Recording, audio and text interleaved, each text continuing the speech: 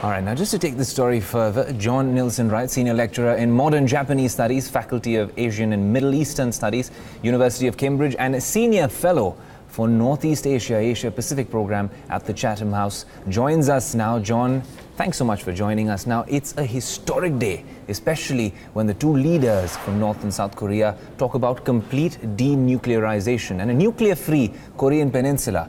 But there were no clear details or timelines set for the same. Would you still say that this could be dubbed a significant meeting? Oh, it's undoubtedly a very significant meeting. The symbolism alone, the first time that a North Korean leader has set foot on South Korean soil, can't be underestimated. And also the image of two very confident men with a clear liking for one another. I think that was unmistakable. Kim Jong-Un himself, of course, showing some courage in, if you like, entering into what is at least nominal enemy territory.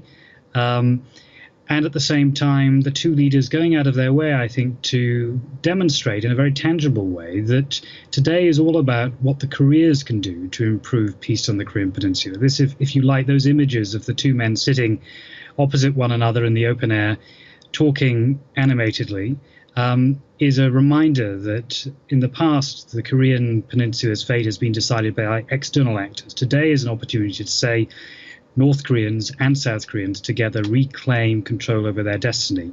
The reality, of course, is more complex. Beyond the symbolism, it is those other powers like the US and China that will have a critical role in debating the practicalities of denuclearization. But today is a very important first step in the direction of improving conditions between the two Koreas. John, you mentioned the US and China, and that brings me to my next question. Will this meeting set the tone for the critical summit between President Trump and Kim Jong-Un, especially considering how unpredictable both these leaders have proven to be in the past, and also considering how the North has reneged on its promises in the past as well? This time around, though, President Trump seems to be pretty certain that the Korean War is ending, especially based on his tweets. Well, I mean, I think you're right to point out the past record of North Korea in breaching past agreements. It was very significant that President Moon mentioned the importance of denuclearization.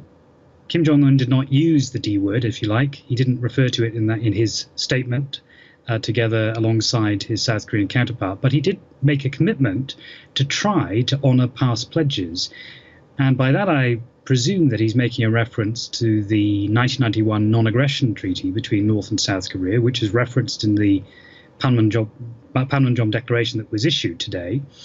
And therefore, implicitly, he's making a further commitment to that denuclearization agenda. Beyond that, of course, the joint declaration has very practical steps, including the establishment of more humanitarian assistance, the efforts to put in place regular meetings between military officials, political officials, representatives of civil society, efforts to establish or re-establish close trade links with the North Koreans through the establishment of rail and road networks, a commitment to establish a zone of peace in the West Sea, and of course a commitment to a follow-up meeting sometime in August of this year between President Moon and his North Korean counterpart in Pyongyang. So what I think this declaration is an attempt to do is to create momentum towards a peace treaty and to also tie the Americans into any subsequent agreement so that the military option becomes almost impossible.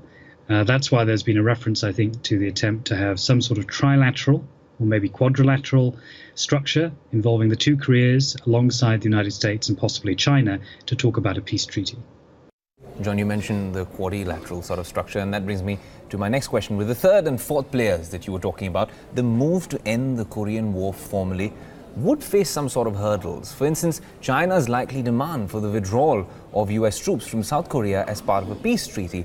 Isn't that going to be a problem? Well, in the past, it's of course the North Koreans that have made that demand. And they seem to have backed away from that position, at least judging from the statements of the South Korean president just a few days ago. The Chinese, I think at the moment, feel somewhat marginalized. They're not actively involved in these bilateral discussions. They will, of course, be worried that any move towards peace that might open the door to either unification or perhaps a confederal structure could also open the door to the presence of American forces much closer to China. So you're absolutely right. Dealing with the presence of US forces in the region matters to the Chinese. The interesting question is how China will go beyond being, if you like, an honest broker, trying to affect closer cooperation and dialogue between all the interested parties, to one that actually is involved in the mechanics of a peace treaty. And that will depend on the precise details that the different parties begin to propose in the next few weeks and months.